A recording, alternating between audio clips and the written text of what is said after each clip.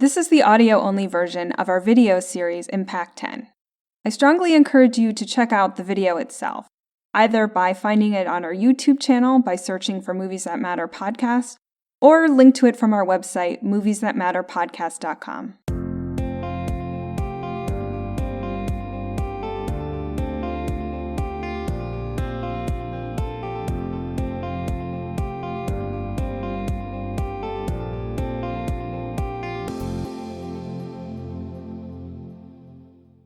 Welcome to Impact 10 from Movies That Matter, the show about the movies that help change the world.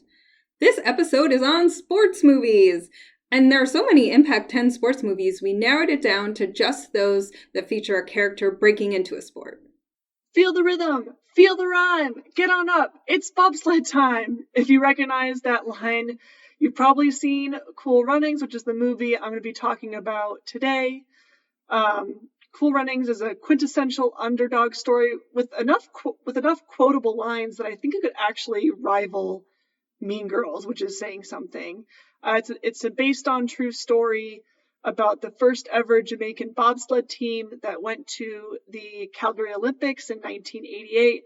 I say based on a true story lightly because the movie did take a lot of liberties with, changing characters and plot points, etc. And the idea of an underdog story is not new, especially in sports movies. But I think part of what makes this movie great 30 years later is the characters, how they develop, and also, the unique situation and the barriers they have to overcome, which provides the viewer with a lot of hope by the end of the movie. Some of the barriers they have to overcome is, climate. Like I said, these are Jamaicans in a winter sport. So they've never seen snow before. They have to get used to the snow. They have to train, without and with the snow. They have no experience in the sport. The government doesn't want to support them. They don't want to fund them. They also don't have an actual sled until they get to Calgary and kind of have to scramble one together. And then throughout the movie, there's a lot of, racism from other bobsled players, especially the East Germans. The committee is, literally changing the rules of how they can qualify as they're trying to qualify to prevent them from qualifying, if that makes sense. And, like I said, because they're able to overcome all these barriers and still kind of succeed by the end of the movie, it gives the viewer a lot of hope while watching, because not only are we just watching, them increase their strength, kind of like a typical training arc, but we're also watching them, do so much more and accomplish so much more. And it makes you feel like, if they can do it, I can do it too if I want to pursue a certain goal of mine. And also what makes this movie so great is also related to how they do this message in that you don't need to try and be like someone else to do well. This is reflected in a speech by Sanka to Doris towards the end of the movie, where he says, "And the best I could be is Jamaican, and we should bobsled Jamaican." And so, getting in touch with who you are and how, that can make you the best without trying to be someone else. And, to this day, this movie is one of the most successful sports comedies. It's in the top 10 highest grossing sports comedies of all time. The actor Raul Lewis said that while they were actually filming in Calgary, which was, only a couple years after the actual event occurred, people were coming up to set really excited. They thought, the athletes had returned. And so it shows that it really had an effect on the fans and all the people who were watching that event in the Olympics. It's also inspired other bobsledders to go into the sport. And in 2018, Jamaica sent its first female bobsled team to the Olympics, which is super cool. I really loved rewatching the movie for this Impact 10 episode. I probably haven't seen it in over a decade, so it was really nice to revisit it. And I was, smiling throughout almost the whole movie. Definitely give it a watch. Hello, my name is Christopher Robinson. And today I wanted to talk to you about the 1981 film Chariots of Fire. It's a great sports movie about the 1924 Olympics. and 2 runners at the Olympics, Eric Liddell and Harold Abrams. Now, the phrase Chariots of Fire comes from the biblical verse in Kings about when the king of Syria was being sent to capture Elijah. Elijah prayed, and God sent chariots of fire to help him and protect him. And this movie is a lot about religion and a lot about faith. And probably one of the reasons why it talks to me so much is because it has 2 men of faith. One, Eric Liddell, who is a missionary for Anna Scott. And we also have Harold Abrams, who is Jewish. And they both run for their faith. Abrams runs for more that he's about all the discrimination that Jews face and how the mainstream tries to limit him, and the powers that be will want to keep him in his place, and he wants to break through those barriers and show them that he can do whatever he wants. He can succeed at whatever he wants. He's very driven. He gets the best possible trainer to improve his work because he needs to be the best runner. He sees that he sees that's something that he can do. Then we have, in contrast, we have Eric Liddell, who really believes that he runs for God, he runs with God. And this film was wonderful. It broke a lot of records. It won 4 Academy Awards, including Best Picture, Best Cinematography, and Best Score. And if you've ever seen any of the modern films, you probably know the score. You've seen parodies of it. Dun dun dun dun dun dun dun dun dun dun dun dun dun dun dun dun dun dun dun. So that really inspires you. Vangelis, the person who came up with the score, went off to do a lot more movies, and he's doing electronica, so he's very cognizant of it at the time. Also, you can feel that this movie has a very rebellious nature to it, or an air of going against authority. And both times in the film, one for Liddell when he has to talk to the Prince of Wales himself and convince him that no, I'm not going to run on Sunday. I will not break the covenant. And 2, you have Abrams, and when he plans to run, and he has to go against the powers that be, the controllers of the university and this college, trying to keep him back and trying to say, no, you can't get a personal coach. We have to keep the whole thing to be, you can only use our resources. But he does whatever it takes to win. And I love that feeling of it. It's kind of reflective of the time that was happening in Britain at the same time, when there's a lot of anti-rebellion. You started to see at the beginning of the punk movement, Margaret Thatcher and her whole thing about individual self-determination for people. So it was very reflective of the time. And this film was groundbreaking in that before this, it was a very rough patch for the British film industry, and this kind of revived it back to life. So this had a great impact. Hey everyone, Garret here. And today I'm here to talk to you about the movie $1 Million Baby. $1 Million Baby came out in 2004 and was produced, scored, acted in, directed by Clint Eastwood. Man is one-of-a-kind legend for sure. It also stars Hilary Swank and Morgan Freeman. The movie is an American sports movie about boxing. No, it's more than that. It's a movie about a boxer itself and the identity and struggles of how boxing has really influenced the lives and decisions of this one man. Clint Eastwood plays an old boxer who owns a gym, and Morgan Freeman is his confidant and helpful employee around the gym, who also is a former boxer. Hilary Swank plays a mid-Missouri Ozarks girl who wants to become a boxer, goes to LA to train with Clint Eastwood. At first he denies her, says she's too old to start, and then slowly she stays there. In her determination, she trains, becomes this good boxer. Several times throughout the movie, he comes back to help her and really starts to take her on as a trainer, always saying he's not good enough for her and he doesn't think, she could find someone else who is better. But this is why the movie is about a boxer, and which boxer you want to look at, whether it's Morgan Freeman, whether it's Clint Eastwood or Hilary Swank, they all have their struggles in this movie. But this movie wasn't about just breaking barriers because she was a woman boxer. This movie was about breaking barriers because it really taught us, like, what is the quality of life? What is human meaning? And who are we to judge that from other people? In the end, Clint Eastwood really struggles with whether he should help Hilary Swank kill herself, but he does. He ends up giving her a lethal dose of adrenaline, which takes her life. And we see kind of this, like, what kind of a person has that made him for helping his friend. And I think the pivotal moment of the movie for me is, Clint Eastwood is like having pie in this diner that Hilary Swank and him had been to earlier. And he's like eating a slice of lemon meringue pie and he's like, well, now I can die and go to heaven. And just kind of that transformative moment about, this was an amazing woman boxer who was told she was too old, would never work, she was too light, she was too good. So they kept doing things to increase her quality. The title is $1 Million Baby due to $1 million fight she had.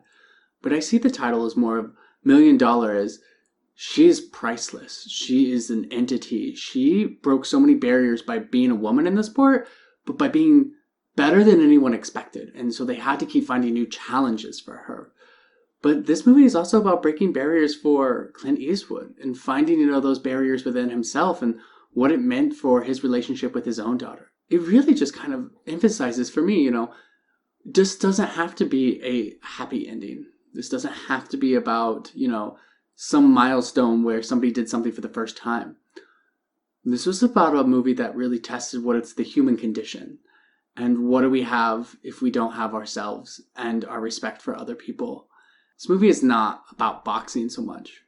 It's about the boxers who survived, the boxers who conquered triumph, and above all else, the boxers who came together to support one another. And that to me is something you don't see in films quite often.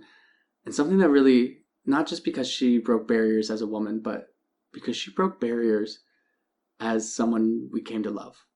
Hey everybody, I'm here with you today, sans makeup and with hair pulled back in honor of the girls from Bend It Like Beckham, my selection, who spend the film challenging ideas of traditional femininity. In one refreshing scene, the only girly shopping montage is for soccer gear, which is great.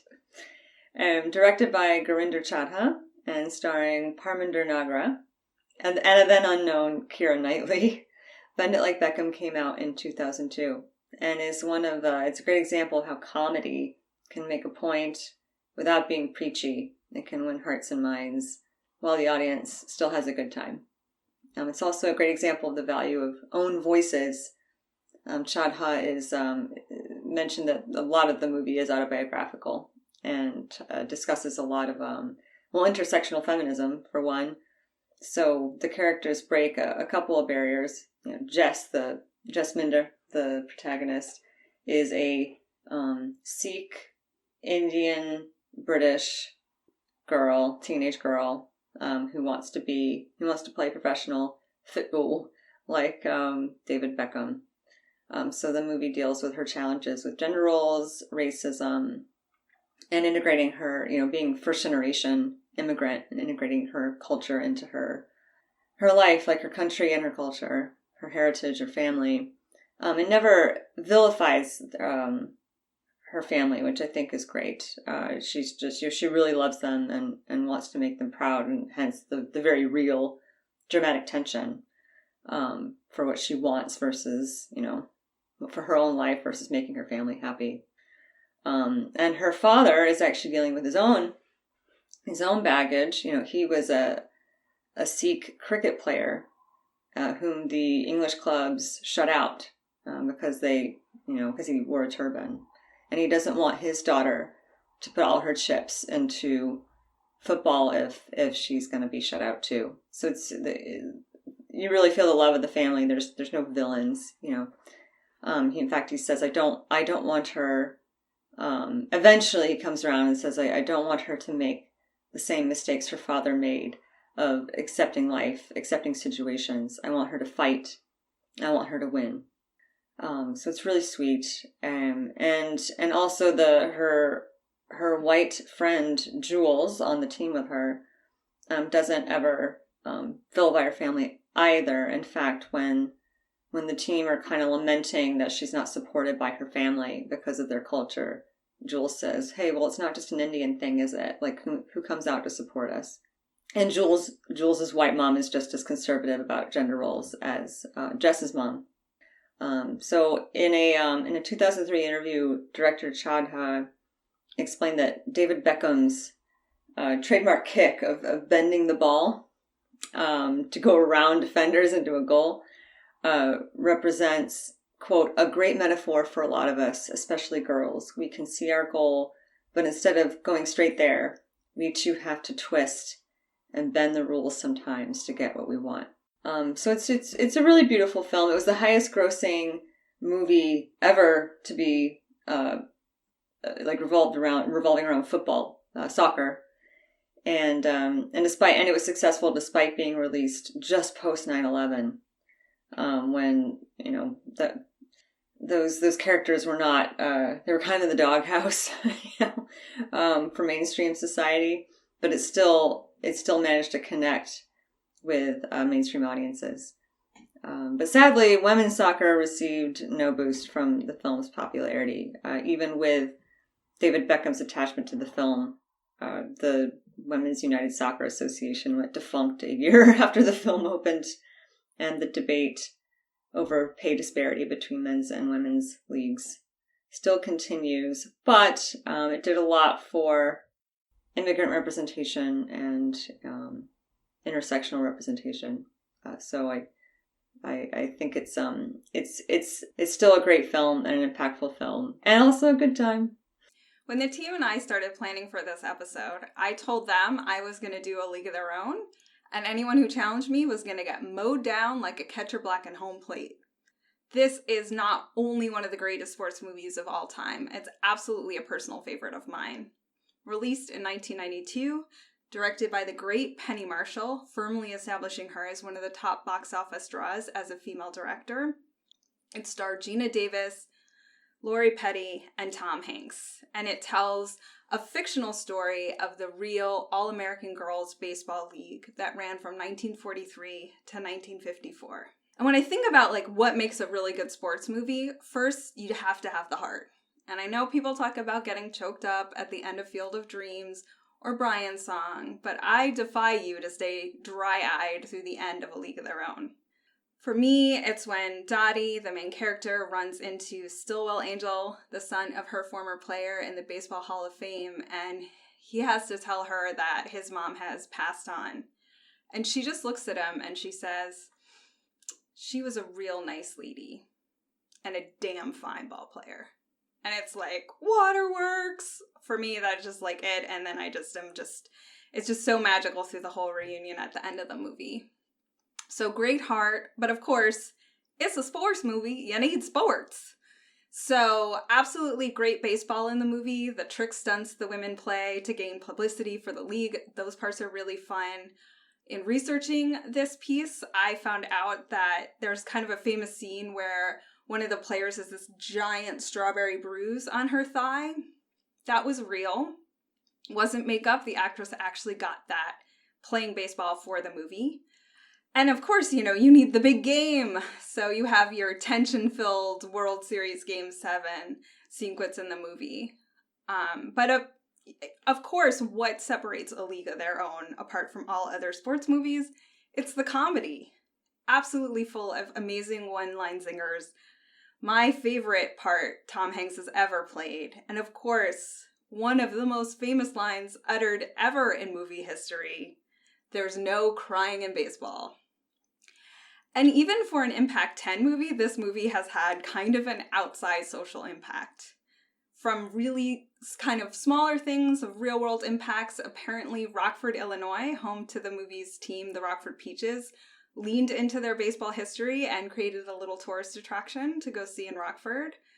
As well as, for a time, there was a real all-female professional baseball team out of Colorado that played in the minor leagues. And undeniably true, although hard to calculate, the legions of young girls that the movie inspired to pursue sports. But when I really think about what the most important thing that A League of Their Own really did, it's that it reclaimed a very important piece of history. And when we forget history like that, or we allow it to be erased, it perpetuates this myth that progress can't be made because things have always been this bad. What can you expect? But what A League of Their Own does is it puts back into the public consciousness the existence of the All-American Girls Baseball League. It reminds us that women have always loved sports, that they've always wanted to be athletes, that there were enough white women in 1940s to form a whole friggin' baseball league and cut some of them. Not to mention, of course, the women of color who were banned from even trying out for the league.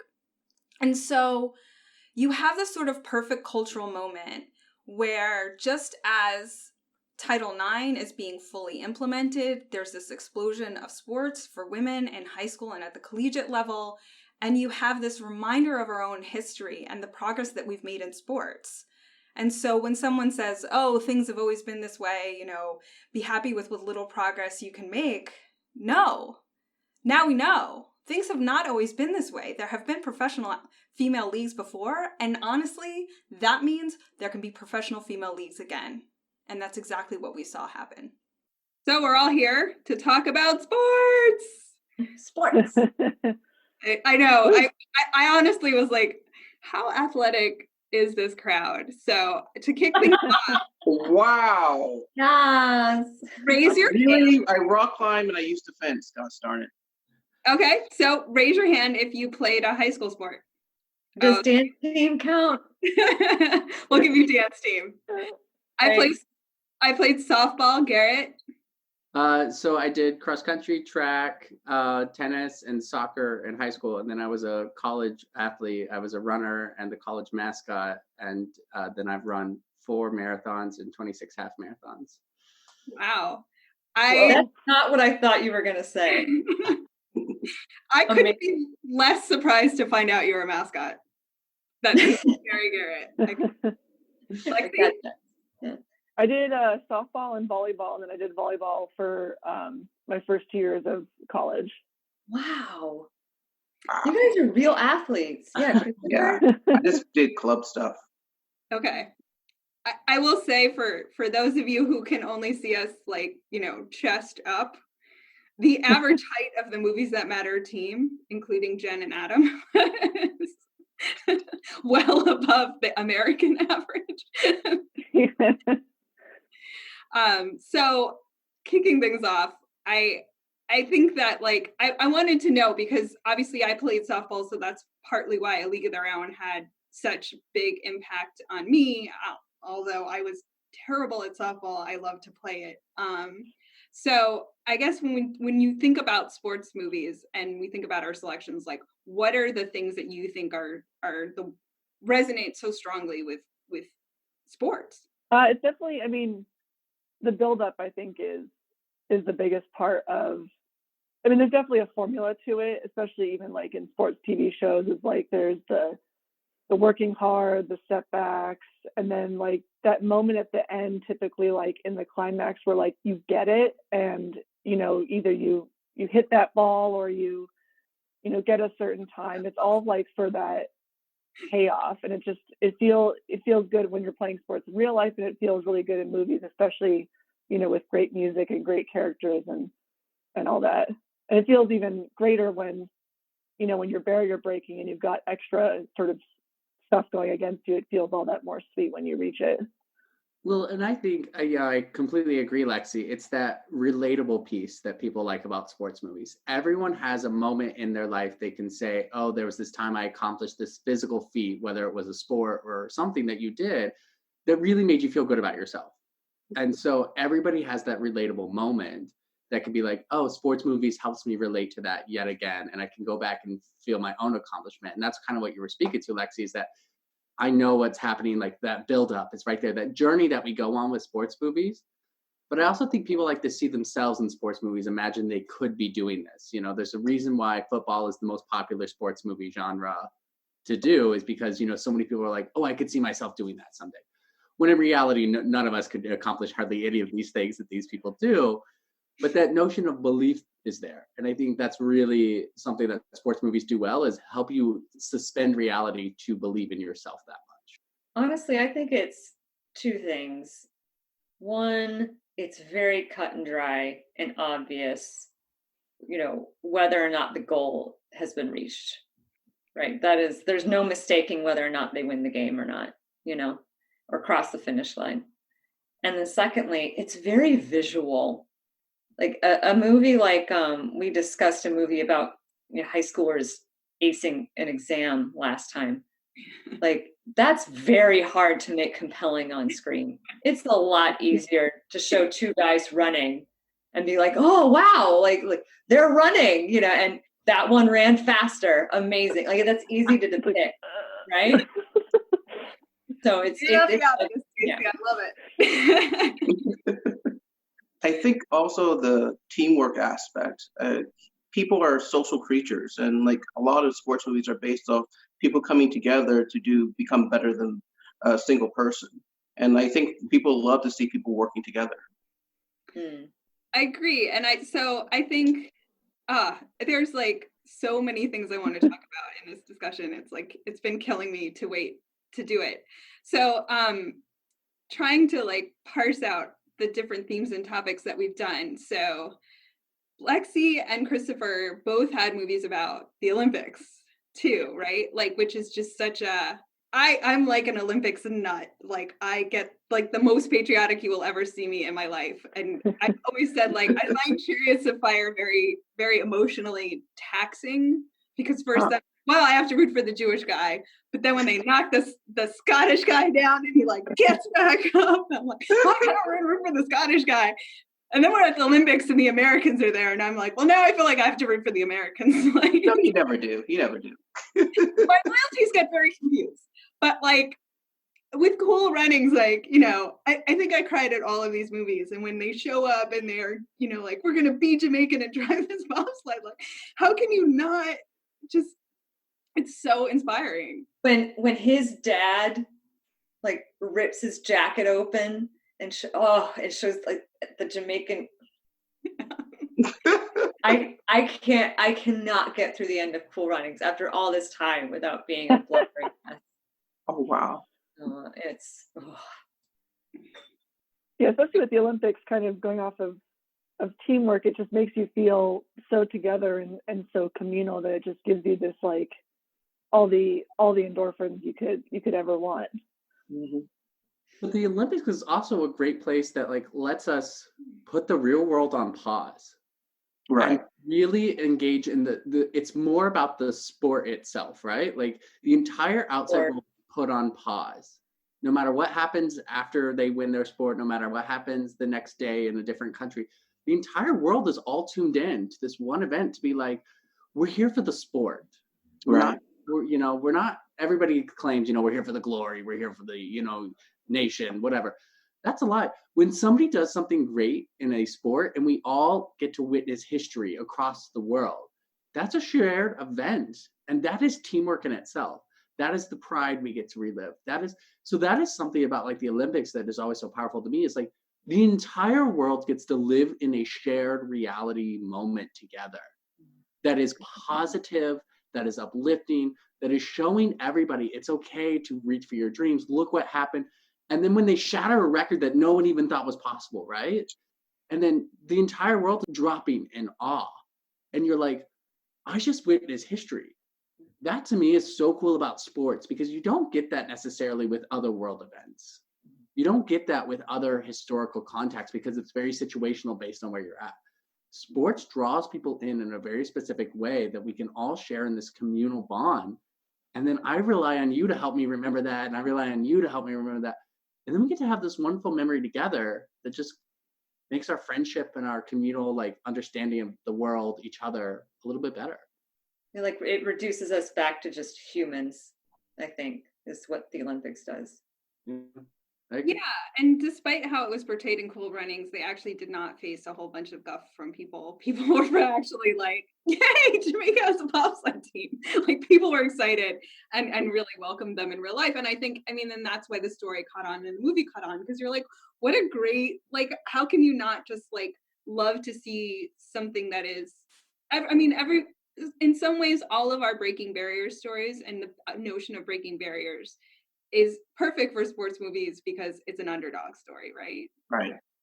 Yeah, people love their underdog stories. It just feels so nice and thinking that no matter how bad things are. If you have skill, you can actually break through if you work hard enough. And a lot of the stories about it's not none of our stories are about natural ability.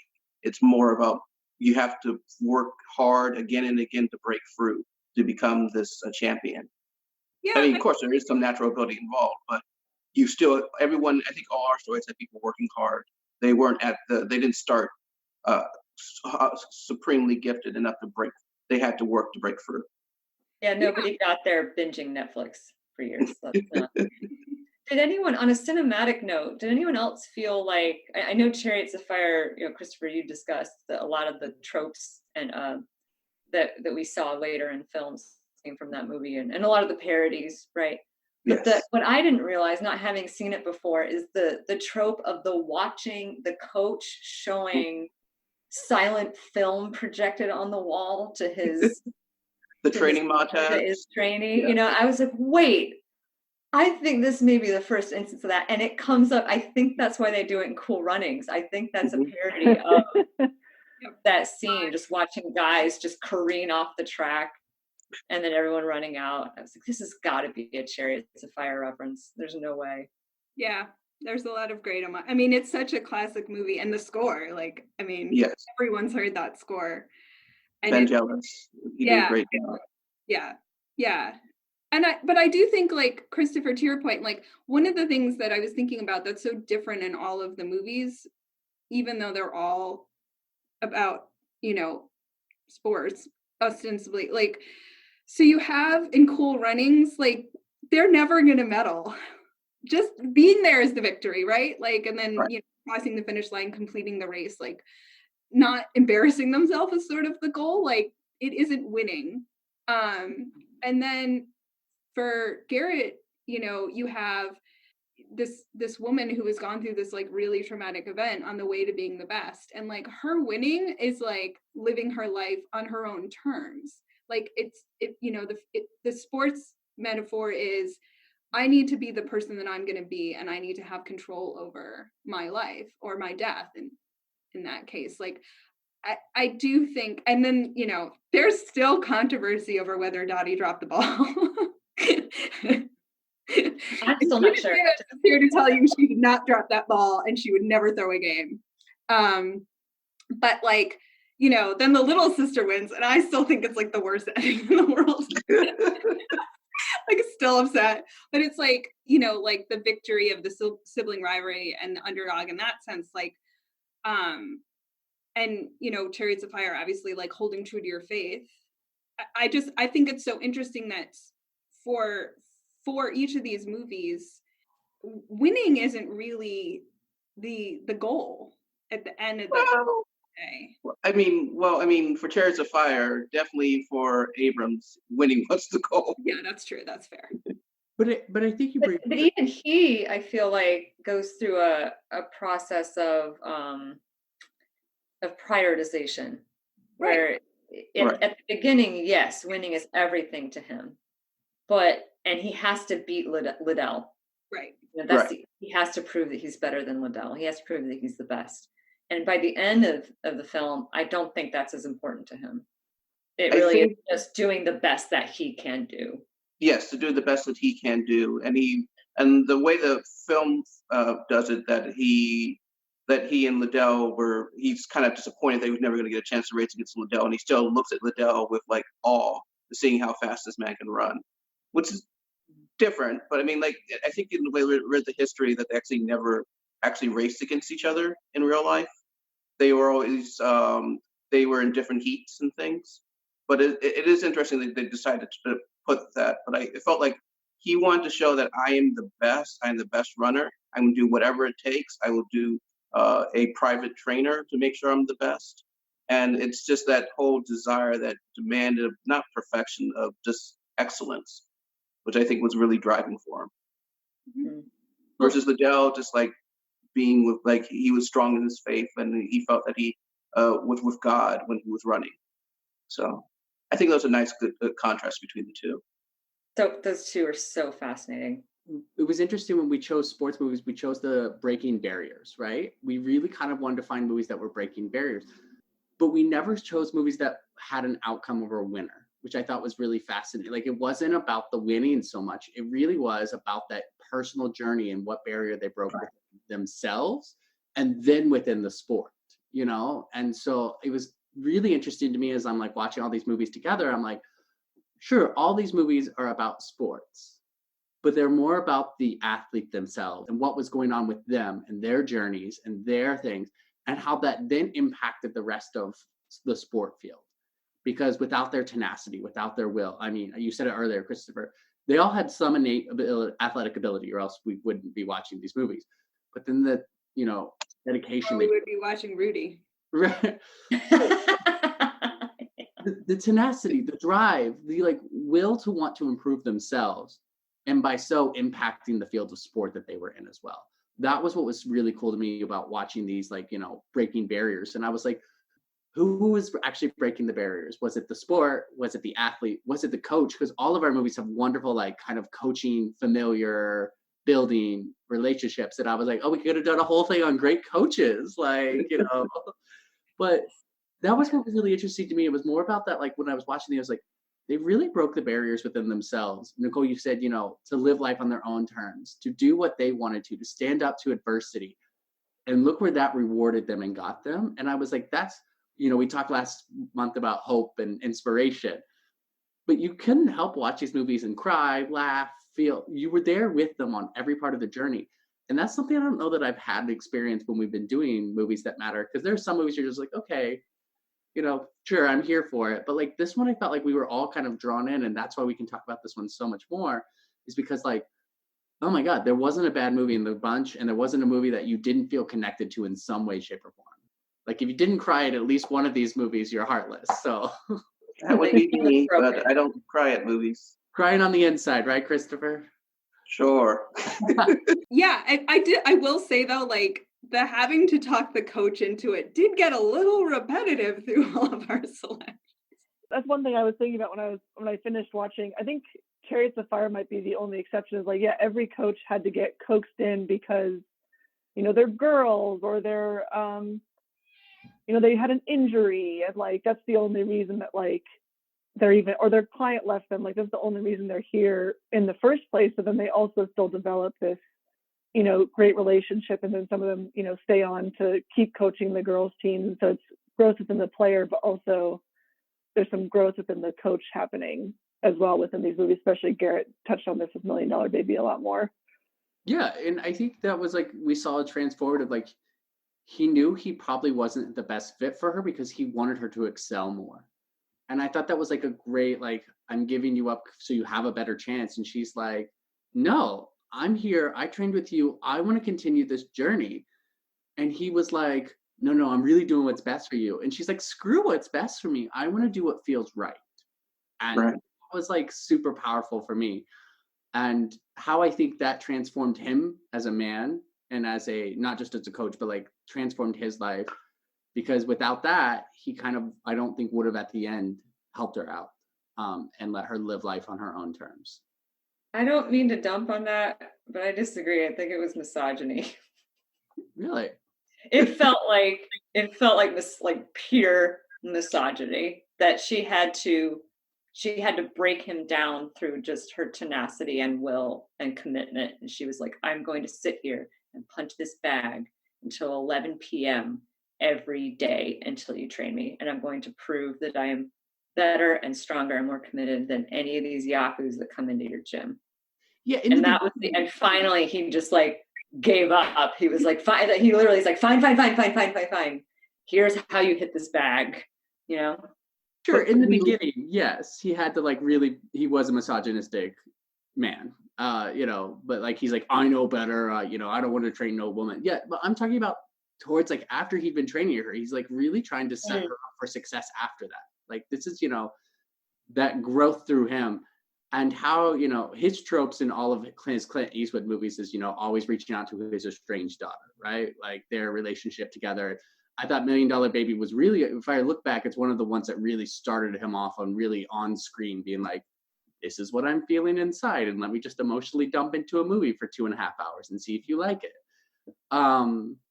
Yeah, But so I looked that up on Wikipedia a while back because I'm like, he has a lot of movies about apologizing to daughters. It turns out that he had an illegitimate daughter that he refused to acknowledge for 30 years. Yes. And I have to say, like, politics, whatever aside, the fact that he spent like almost a whole career of movies apologizing to his daughter, I was like, it's really endearing.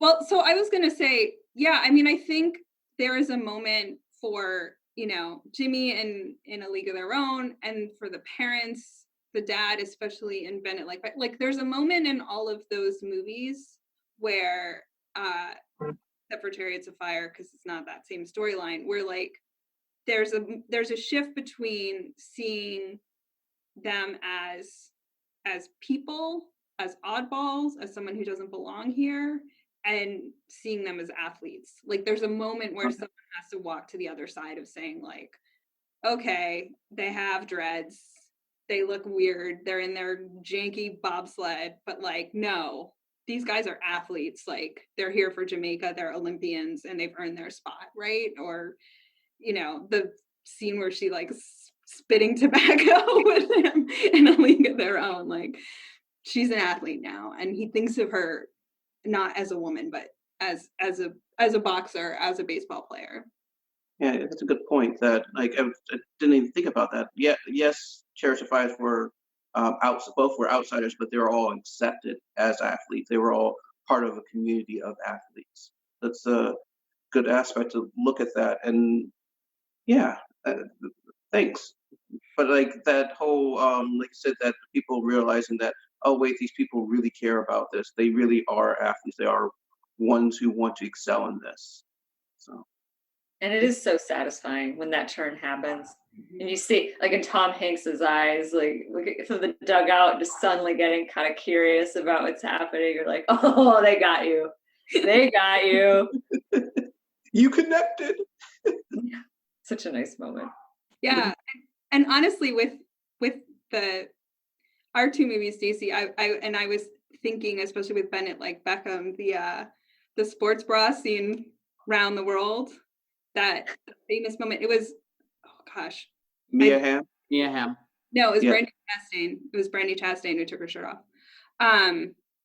In the '99 World Cup win. Look it up. Okay. Definitely Brandy Chastain. And that like, wait, this isn't okay. A woman's not allowed to take her shirt off. And then the collective like moment when we were all like, yeah, she's allowed. She's allowed. Like she's earned it. Celebrating her victory, and this is what athletes do. That kind of disheartens me too, that we have to have those movies where we have to have that turnaround too. Like none of our movies didn't have that real turnaround where they were finally seen as like legitimate athletes. Like I really look for the day when we like have a movie that's not breaking barriers and we're talking about women in sports and it's just that's the movie and it was a great movie for cinematic reasons, for the social impact it brought. And that was one of the things I kind of noticed the downside of our breaking barriers movies is like these all aren't that terribly old. These movies are like still, and we're still seeing, like, think of today, like the recent, breaking barriers in sports or whatever, just in the world events that haven't been made into movies or whatnot. We're still like fighting for, equality in sports, and a male, cisgendered, mostly heteronormative, similar looking race people. And it's kind of like, we have this huge disparaging in sports still. And I'm like, when do we stop having to break barriers? Like, how do we get there, without it being like women in sports or a person of color in sports, or, like, when do we start like looking at people and be like, oh, they're the athlete. Oh, and they're a woman, and they're, a Jamaican bobsled team, like, when do we start with that? And that kind of like came on the tail end of, as I was like really wrapping up our movies, I was like, this sucks that we have to call this breaking barriers because we don't have a wide acceptance of this yet. And like the fact that we're still making movies about like, here are all these, great feats of sports that we're doing, but I'm like, it kind of made me also ponder, it's like, we're here for social change and social impact, right? Like that's what we're trying to engage in. And if we're picking up and engaging in this, I'm hoping that maybe it just becomes a more widespread notion that people are like, okay, well, I don't need to see women breaking barriers. Just show me a sport movie about women athletes as well. And when we've had a female president, Yeah.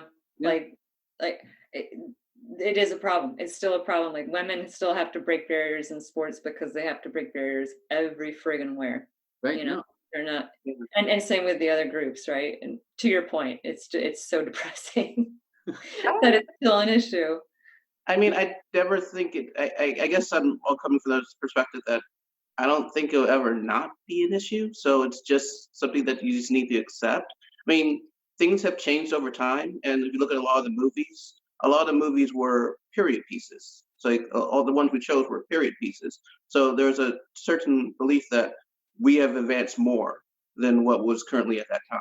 So I think that shows it. That shows that hope that we can look back. Oh, that's how quaint that they were so discriminatory at that time. And we can say, well, we feel better about ourselves because we're not that bad now. But Right.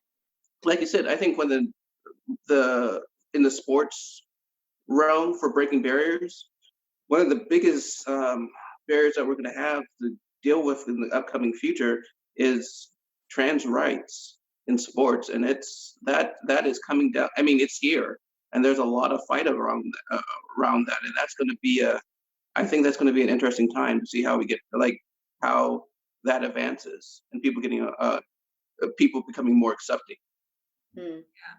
And also the next round, the next genre of these movies may include folks like I need my Colin Kaepernick biopic, honestly. Like, when we start discussing like athletes using their platforms to advance social issues and being persecuted for that. Like, Colin Kaepernick broke a barrier, but I mean, he was the first one. He was the first one through that wall. Well, and he this paid recent the wall, price. yeah. So Yeah, I mean, I think it's tough. I had complained about, I was on Facebook after the Super Bowl and people were like, who's the greatest of all time? Is it Tom Brady or is it Michael Jordan? And I'm like, it's obviously Serena Williams. Why wasn't that one of the choices even? You didn't even think about picking a female athlete, but Well, and for me, yeah, I was the same way, Nicole. I was like, where's my movie about Simone Biles, who literally did, events and tricks and been done before. Yeah, like that they couldn't be scored because they were too dangerous for other athletes to even try it. I'm like, so you're telling me you're going to make her do something less because she's so good at it, you don't know how to score it. Right. I honestly She breaks the system. Right. I'm like, how do you make a movie about Simone Biles and then the only person who can do any of the stunts in the movie is See, that was... I'm like, I guess, maybe you added a little CGI. I'm like, I can't. Yeah, it's got to be CGI. Like, it can be done. Or you have Simone Biles come do all of her own stunts, like at age whatever. Yeah. Yeah, I kind of agree with Christopher that I think, at least at this point, making a movie about, someone who's a woman or, not white or something like that, it's almost partly a disservice to not include the things that they have to go through, because it is still very real at this time, unless you're maybe doing like fantasy sports. And while this wasn't a sports movie, I think part of why people felt, or why a lot of women felt a connection to the first scene in the first Wonder Woman movie, where they're on Themyscira and they're like doing the archery and they're fighting and stuff like that. It's like, because it's more fantasy based, it's like that's the moment where we can truly feel like, oh, we're just seeing women fight and that's what they do, and that's so cool. But yeah, unfortunately, until how many years down the line it's going to be, I don't know, we're still going to have some remnants of racism, sexism, in these movies, even if it's trying to be as more regular as possible, if that makes sense.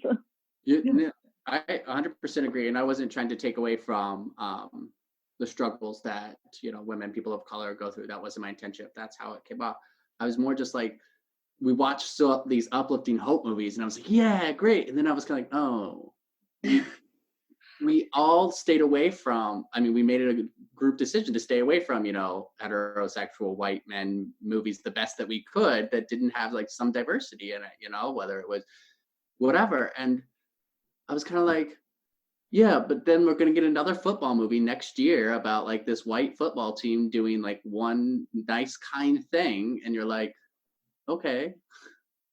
I guess to me, Yeah. though, in terms of the like, there's never going to be an end to breaking barriers. Sports movies is, I also think like there's going to be more barriers to break, right? Be Yeah. it, the first great deaf athlete, I mean, like there's always different kinds of people who can break into sports too. So I think, I guess that's part of what makes me feel more hopeful about it is like, I think who's breaking in and how they're breaking in. Like one of the things that's great about $1 Million Baby is it's very specifically not just that she's a woman. Like obviously they're female boxers. The barrier she's breaking is being old. Yes. And as an old person on this team, like I really appreciated that. And it's like Cool Runnings being poor. Well, and being from a tropical country, as winter sport, but not having the funding and the support that you need. Right. Yeah. And so sort of a common thread I found in a lot of the films too was, as far as identity goes, was them reconciling their competitive drive with their backgrounds, right? With the other aspects of their identity. So whether it was, in Cool Runnings, having to, fully self-realize their Jamaicanness and their Blackness in order to, and that had to happen first before they could excel. They couldn't keep trying to be Swiss, which is like a metaphor for internalized white supremacy, right? And or in what else have we got? Oh, Bend It Like Beckham. She had to fully accept that she, submit almost. She had to, I think for the sake of the story, had to submit to tradition, to family, before she could move forward fully as an Indian British woman who was also a soccer player. And what are the other ones? Eric Liddell. Yep. Being like, I am a Christian first. So I don't know. That's an interesting place sports are an interesting place to sort that out. Like, can I follow what I really want to do if I'm not, if I haven't fully accepted who I am yet? Yeah, I mean, that's big in A League of Their Own too, right? Like Dottie's whole central character is her being so amazingly good at baseball and her being like, no, I'm just a wife, like just want a traditional lifestyle, and like never really finding a way to own her own athleticism. Like she centrally can never really find that peace in herself, which is almost the reverse. It's almost the reverse. Like she's having trouble accepting her identity as an athlete until she becomes like, and she kind of never does. Like she's gonna not go to at the end of the movies, like she's not gonna go, and she's like, oh, I was only in a year, and everyone's like, no, this was a really important time of your life. Like, are you crazy? You have to go. And it was also nice that Gina Davis found sports, like you mentioned, because of that, because of the movie. So yes. And I think for me, Stacy, on that theme, like with $1 Million Baby, she exuberated that skill to like accepting herself and what was going on. Like, remember, she kicked her family out. She's like, I no longer need you. You don't define me. I'm, living my life right here. And she was able to teach that to her, coach, who was like, she's like, I want to go out on my own terms. This is my life. And like, I've accepted that, like, I accepted that when I was an athlete. I want to do this on my terms. I've accepted that now as a person. I want to do this on my terms. And she was able to transcend and teach that to someone else. So I think that you're right, that acceptance piece of, I need to accept this part about who I am first, and how we can relate that and then pass those moments on to other people and what that means for our own developments, but also theirs. Yeah. It's a really good point, Stacy. Yeah. And how it makes all of them better athletes when they can find that in themselves. Well, that's a good note to end things on. We are probably going to keep talking anyway. It's interesting. It's interesting that this one is the one that got the full team out and is the thing that was so resonant with all of us. And just for me was just, I've loved every episode. I have no favorite child, but this one really was just so much fun to put together. And so we hope you enjoyed it. And remember, movies matter. And So, Do You.